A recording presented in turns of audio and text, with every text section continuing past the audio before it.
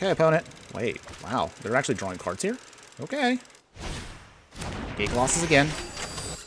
Again, I don't worry about those at this point because there's not really much else that we can do. So, wait, are you going to put down another land, opponent? You do know that'll kill you, right? Wait. Did our opponent just deck themselves out?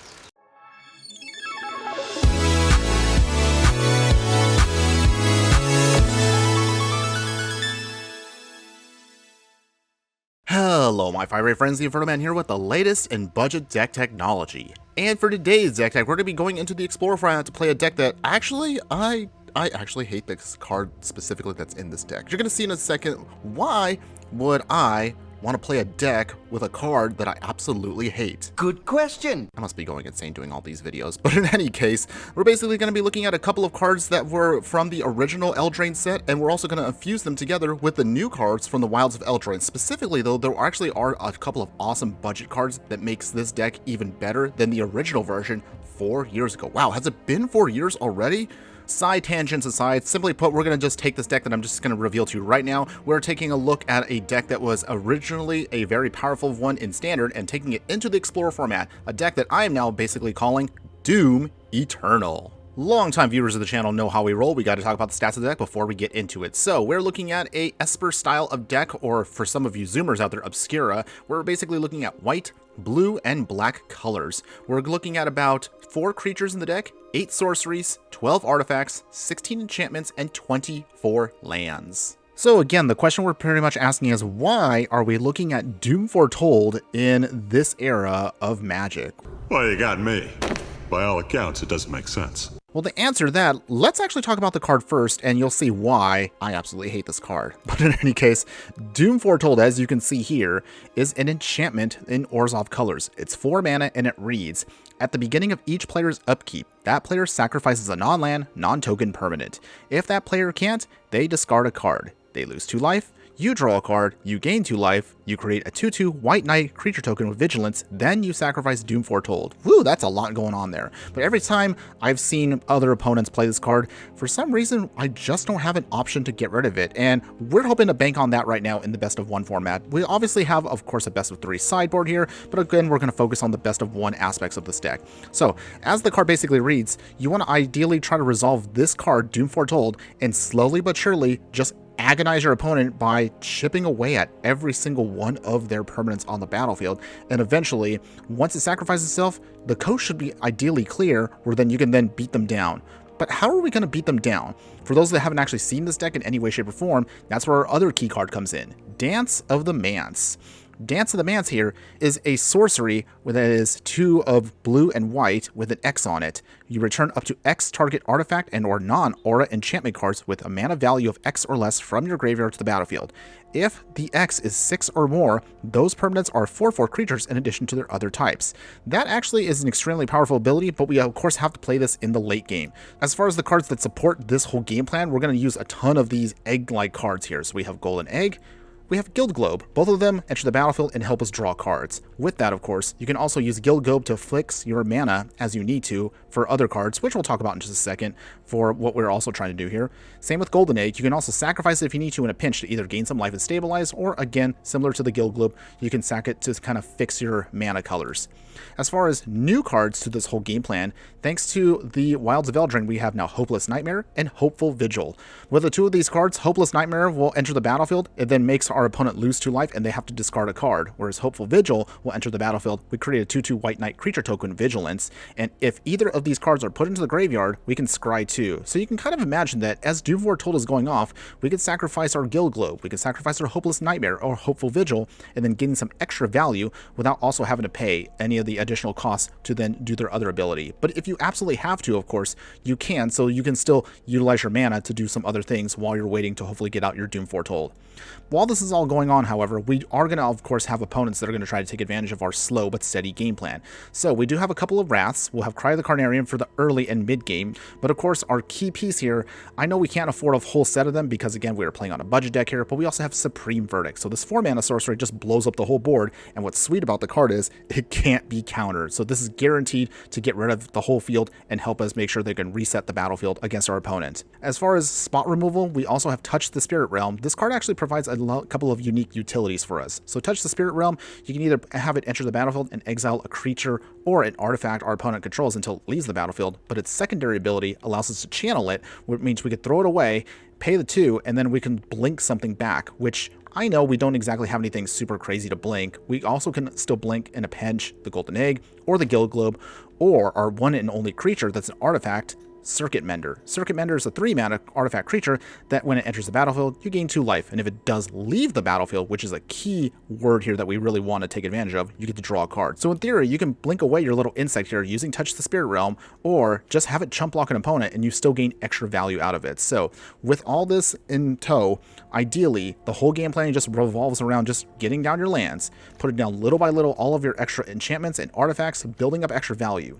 Make sure you score that Doom Foretold, then slowly but surely whittle down your opponent until they've got nothing left, and then bring everything back with Dance of the Mance, which will become 4/4 creatures, and hopefully, assuming your opponent doesn't have a Wrath, we could just destroy them on the next turn. Thankfully, because our game plan is slow but steady, we actually don't need a super strong mana base to get this whole thing going. So our only rare land that we have in the deck is going to be our Castle Ardenvale here and Hall of Storm Giants. So those are basically going to be plan B to the deck. If we have everything fall apart, we can at least use our creature lands or at least create some human tokens to either stall out our opponent or finish them off with a giant creature that has Ward 3.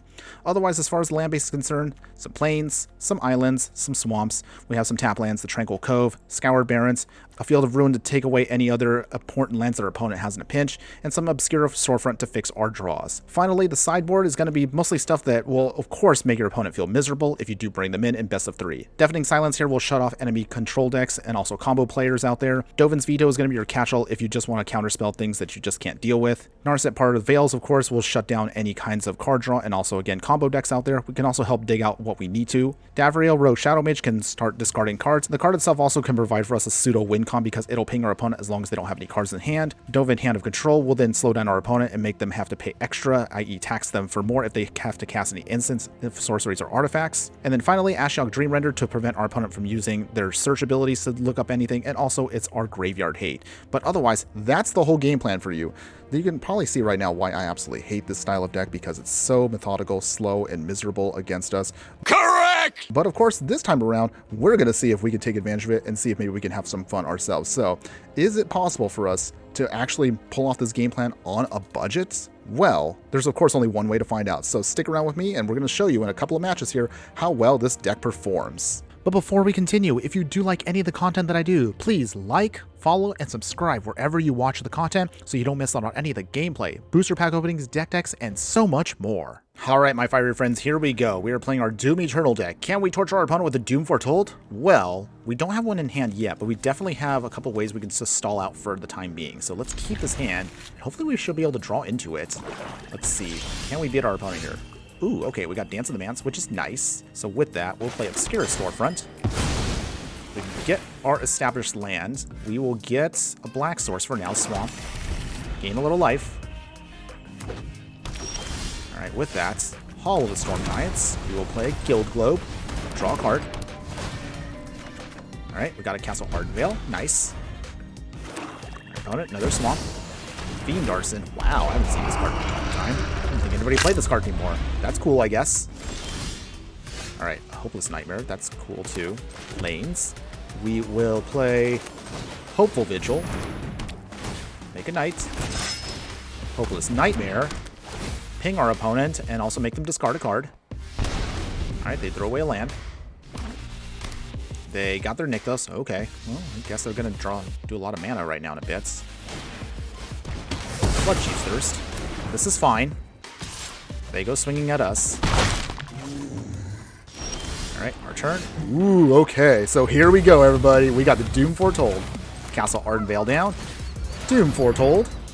Do you have an answer, opponent? I guess we'll find out right now. Alright, so your Fiend Artisan says bye-bye. Oh, I love that.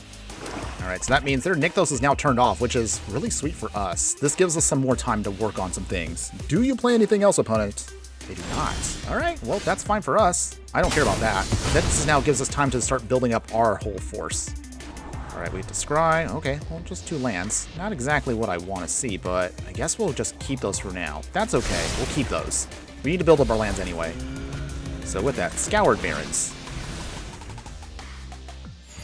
We will Golden Egg. Get to draw a card, which will be the other land. Hopeful Vigil creates for us another token that we can use. Alright, opponent. You didn't play anything this turn, so that does mean that we do lose the Doom Foretold, but it did its job, so it kept our opponent from playing anything, realistically. They threw away a card. Ooh, alright. Supreme Verdict. That'll be helpful for later on if they have any creatures. Kalitas. Normally a terrifying card, but we have a Touch the Spirit Realm as an answer here. Bloodchief's Thirst again. This is fine. So with that, we will play Touch the Spirit Realm. Get rid of Kalitas. Say bye-bye. Scoured Barrens. Gain a life. Guild Globe. Draw a card. It's also working right now. Everything's coming together, everybody. Down to 14. Still nothing to play with Nick, though, so that does help us out quite a bit here. Ayara. A little pinging there. Annoying, but again, I'm not worried about that. Oh my goodness. We got another Touch the Spirit Realm. Okay. Not to get too giddy here, everybody. Ayara down. Play a Plains. We go swinging. Down to 13. You have one card, well, 2 cards now, but you get the idea. You're running out of resources and time, opponent. Fiend Artisan again. A little scary, but nothing I'm too concerned about. We do have ways of forcing our way through. We also have that Hall of Storm Giants just as well. Okay, opponent plays nothing else. We will play... Actually, we'll sacrifice a Hopeless Nightmare. We get to scry now on our upkeep. Ooh, okay. Actually, we'll keep both cards. This is actually perfect for us. Just what we needed, everybody. Doom Foretold again. Remember, kids, Doom is eternal. It never goes away. Just keep losing your cards, man. Oh, man. I can actually see why people like this card. It's so evil, but it feels kind of good. I like it. And there we go, everybody. That's how you do it. Nobody likes Doom Foretold, but I'm actually having a lot of fun with this card. This card is pretty sweet. All right, my fire friends, here we go. We are playing our Doom Eternal deck. Can we spread around Doom Foretold enough and agonize our opponent? We're about to find out here. So the good news is, besides the card here, we also have our Dance of the Man. So we have our end game goal. We just need to build up a bunch of enchantments and artifacts. Can we get there? Only one way to find out. It is a little awkward if we have a lot of planes here, but we do at least have an Obscura storefront. So we're going to at least try to make sure that we get the black mana we need. So with that, Obscura storefront. Oh, are they playing Gates? Well, this might be a little interesting for us. So with that, get a swamp. Good news for us, we don't really... If they're playing Gates, I'm assuming, maybe? Oh, they are playing Gates. Well, I acknowledge that our opponent is playing something pretty awesome there. So with that, we'll play Plains. Hopeful Vigil. We actually don't really care about a Gates game plan, but the good news about them is they're super slow. We're also kind of slow too, so hopefully this will work out in our favor. All right, Claws of Harmony. They gain some life. Not that I care about that. This is totally fine. Gatebreaker Ram. It's a little scary, but again, we're going to be fine, everybody. Tranquil Cove. We will play a Guild Globe. Draw a card. Okay, Scoured Barrens. Not too shabby. So little by little, we're going to now start drawing and building up our resources here. Good news, again, is they don't play too many heavy permanents in the early part of the game. So, again, we just need to survive a couple of turns, get that Doom Foretold. Ah, there we go. The Guild Summit. They go swinging here. We will block for a little bit. We need to just stall as much as possible. Okay, so we got a Swamp. That's great. For this, we'll play a Plains. Doom Foretold coming down. Let the agonizing, eternal bliss, goodness, I don't know what to say here. You get the idea, everybody. Basically, we're going to torture them now with Doom Foretold. Alright, they got another Guild Gate. They draw a card. Unfortunately, they're going to be able to draw cards off of Guild Summit for the time being, but that's okay. Hopeful Vigil. So now we get some value out of this. We scry. Ooh, Touch the Spirit Realm also, and a Circuit Mender. The Circuit Mender to the bottom. We could use that Touch the Spirit Realm, though. That can help us out a lot. So with that, we will play Scoured Barrens and a Circuit Mender. Get some more life. So we're now stable. They have to lose their Guild Summit now. So there goes their card draw. Not too shabby, everybody. We're looking pretty good. All right, another Guild Gates. Do you cast that Jengatha? I dare you to play that card. Oh, okay, well, that was a little awkward, but that's actually fine for us. They didn't have anything else out on the battlefield, so we're just gonna do our thing here and just get a couple beats in. The good news is we just got another Doom Foretold, so we're still in pretty good shape. I'm still feeling pretty good about our deck. They play Jingotha, which is fine. We will make a token, since we have the mana for it. We will put down a Swamp. Doom Foretold again. Guild Globe. Draw a card. Hopeless Nightmare. Make them lose a card and lose some life. Alright, our deck is definitely doing stuff. It's actually working. Oh yeah, it's all coming together. Alright. No attacks. Not yet. Make them lose their Jingotha. This deck is so evil. I honestly usually hate this card, but it feels pretty good when we get to play it. Alright, Escape to the Wilds. Alright, they're drawn into some action here. But the good news is, again, gates means they come down tapped. So they are kind of stuck for a little bit. Okay, so with that, we will lose our Hopeless Nightmare to scry into some more answers. Ooh, a Supreme Verdict. That can be helpful for later in the game. Alright, so with that, we will just swing here. Taking it nice and slow. They don't have any answers, so we do lose the Doom Foretold, but they also will lose a card here, which is also good for us. And we draw a card. We make another Night token. We actually are getting close to the end here. We might actually be able to pull this off. Gatebreaker Ram. It's a little scary as a 10-10, but I'm okay with that. Guild Summit. They will most likely tap down to draw some cards. There we go. Alright, they draw another card. Again, it's a big ram, but again, I'm not concerned about that. Make another token. All the Storm Giants. Ooh, okay. Well, that's going to be helpful for us a little bit later in the game. Touch the Spirit Realm. Get rid of the ram. Alright. Go swinging here. Down to 8. Alright, well, opponent, clock is ticking. We're actually doing pretty good right here. We don't need the Dance of the Mass as badly as we thought we did. Okay, another Gatebreaker Ram. A little scary, but this is fine, everyone. Guild Summon number 2. Okay, opponent's getting really greedy here. That's fine. This is fine right now, everyone. Alright, they draw into some action. I am a little concerned, though. They might also be getting close. Okay, they got a Gate Colossus. A little scary about that, but that's okay. Ooh, they got the Maze's End. Okay, so with that, we definitely need a Field of Ruin now. We will... How do we do this? I think... Touch the Spirit Realm. We get rid of... What do we get rid of? We can't really deal with the Gate Colossus, actually, with our stuff. So I think we're going to have to go Gatebreaker Ram. Field of Ruin. Get rid of the Maze's End. We have to get rid of that. We can't afford for it to stay on the field. So with that, we will then get an island. And do we actually wrap the board now?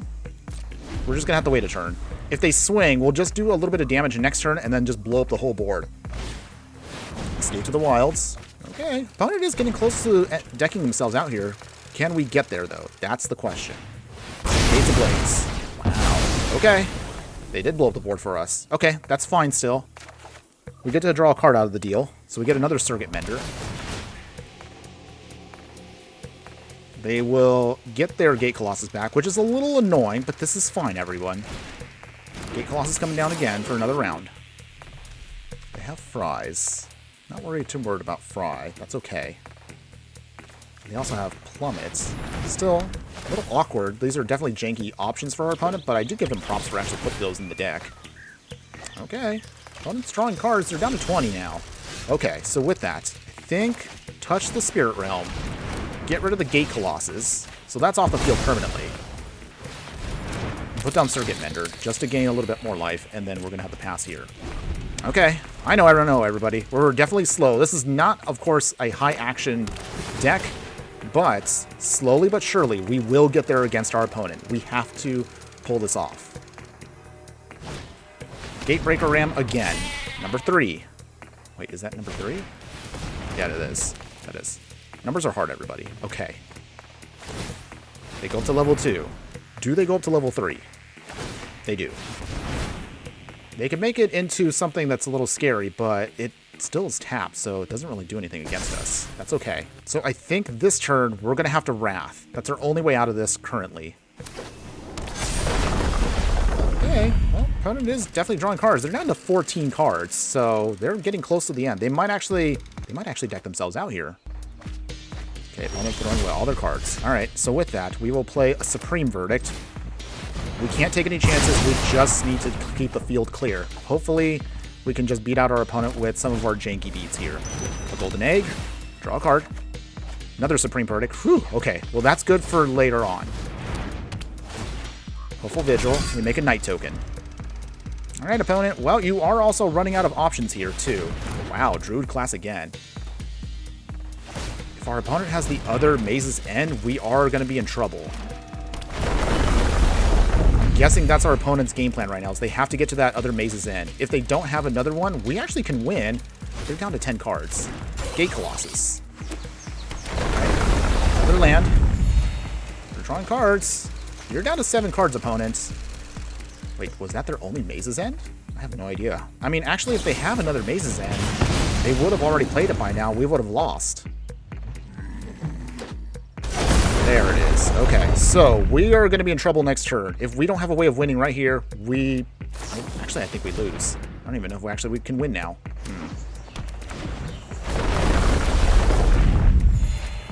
Okay, opponent. Wait, wow. They're actually drawing cards here? Okay. Gate Colossus again. Again, I don't worry about those at this point because there's not really much else that we can do. So, wait, are you going to put down another land, opponent? You do know that'll kill you, right? Wait. Did our opponent just deck themselves out? Do they know what happened? Hold on. Unless if they play this on the stack, they can still win. Can they? It's a bold strategy, Cotton. Let's see if it pays off. I have no idea how this interaction works, everybody. I guess we'll find out next turn. A Brave. On... Okay, sure, they can just blow up a token if they want to. That's fine. I don't really care about that. They throw away their cards. Dance the Mance. Okay, so just blow up the board. And... oh my goodness. Yeah, it worked. Oh my goodness. Our opponent just decked themselves out. And there you have it, everybody. So tell me in the comments below, what do you think about Doom Eternal? I'm not going to be honest with you guys. This card is devilishly evil. Yes, normally I absolutely hate the card, but in our instance, when we're playing it, it is a really nasty little card, and I had a lot of fun playing with it, a lot more than I should have. Now, having said that, let's be perfectly transparent as always. The deck, of course, still has its flaws. If you do run into super high aggro decks and you cannot draw into your wraths, you will most likely get overrun before you can trigger off your game plan.